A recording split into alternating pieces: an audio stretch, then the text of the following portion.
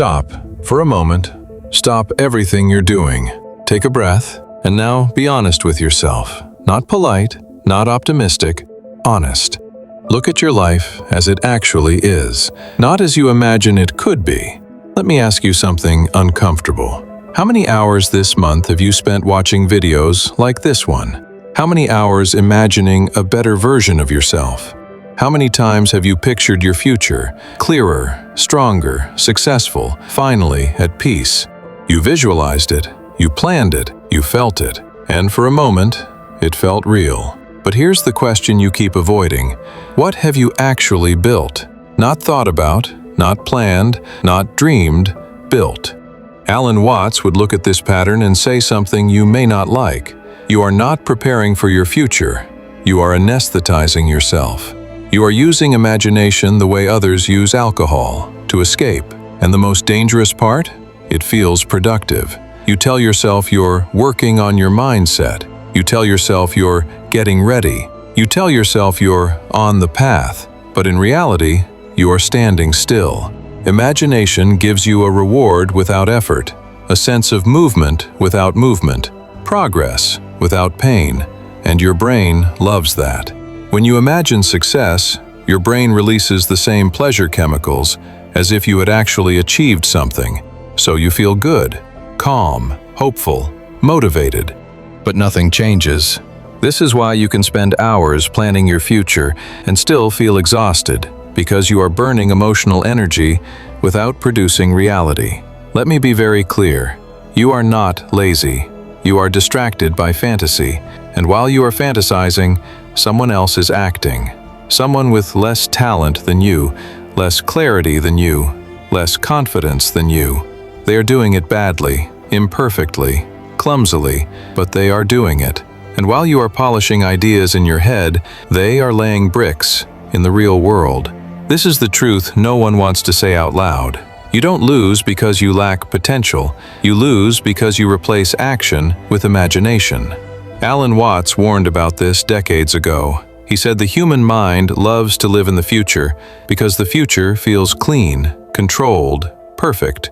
Nothing goes wrong there. In your imagined future, you never fail. You never look foolish. You never get rejected. But that future has one fatal flaw. It does not exist. And every minute you spend living there, you abandon the only place where anything real can happen. Now, you keep telling yourself, one day I'll start, one day I'll be ready, one day things will line up. But let me ask you something. How many one days have already passed? How many years have disappeared while you were preparing to live? This video is not here to inspire you. It's not here to comfort you. It's here to confront you. Because if nothing changes before 2026, it's not because time betrayed you. It's because you kept choosing fantasy over discomfort. And the uncomfortable truth is this: your future will not be built by thinking about it. It will be built by what you do next, imperfectly, poorly, without certainty. And that is exactly what most people are trying to avoid. In the next part, we're going to expose the real enemy hiding behind your planning. Not laziness, not lack of discipline, perfection. And why the more perfect your vision becomes, the less likely you are to ever act. You've been here before, that moment where everything suddenly feels clear. You sit down, you open a notebook, you start writing plans. Your goals look sharp, your future looks organized, and for a brief moment, you feel powerful. You tell yourself, now I get it. This time is different. But let me ask you something. What usually happens next? A few days pass, sometimes just hours, and that energy fades. The notebook closes, the document stays untouched, the excitement disappears, and slowly you return to the same life. Same habits, same delays, same excuses. Alan Watts would look at this cycle and say something very simple. You confused planning with progress. And the reason this trap is so powerful is because it feels intelligent. Planning feels responsible. It feels mature. It feels like growth. But here's the truth. Planning is not dangerous, but planning instead of acting is deadly. Because when you plan, your brain rewards you. It releases dopamine, the chemical of pleasure. And your brain thinks, good job, we did something. But nothing happened. No risk, no exposure, no failure, only imagination. This is why you can feel exhausted, even when you've done nothing real. Your mind is working, but your life is not moving. And slowly, you become addicted to this feeling. More videos, more ideas, more plans, more inspiration, but no execution. You begin to love potential more than reality. You fall in love with who you could become, because that version never disappoints you. That imagined version never fails, never hesitates, never looks foolish. But the real you is clumsy, uncertain, afraid. And so, you escape back into planning.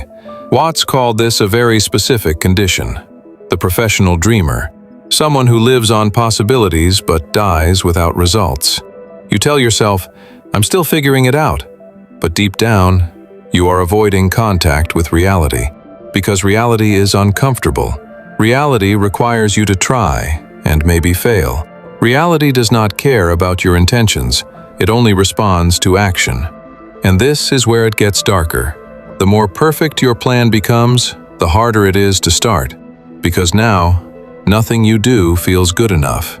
You look at the small step you could take today, and you dismiss it. This isn't enough. I need more clarity.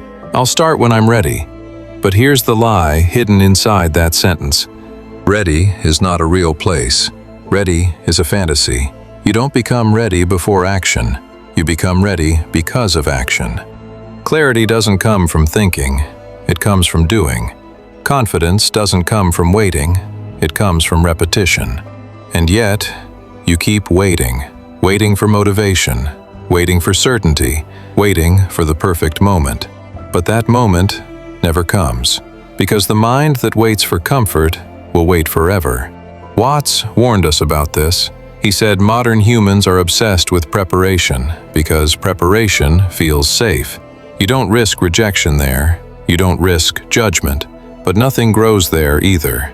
You are standing on the edge of your life, watching it, instead of stepping into it. And here is the brutal truth. Your future is not blocked. It is postponed by you. Every day you choose planning over action. You reinforce the habit of delay. And habits don't disappear on their own. They solidify, which means if nothing changes now, 2026 will look exactly like today. Same thoughts, same frustrations, same unrealized ideas.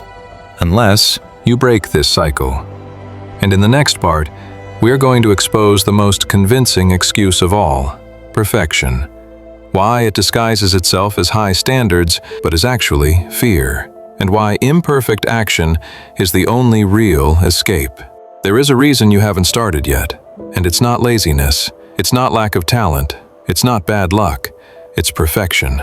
You tell yourself you have high standards, that you don't want to do things halfway, that you're waiting for the right version, the right plan, the right moment, the right version of yourself. But Alan Watts would cut through that illusion immediately. He would tell you this: perfection is not a standard, it is fear. Fear dressed up as discipline. Fear pretending to be intelligence. You say you're waiting because you care, but what you're really doing is protecting your image. As long as you don't act, you can't fail. As long as you don't try, you can't be judged. As long as you stay in planning, you remain flawless, untouched, but also unchanged.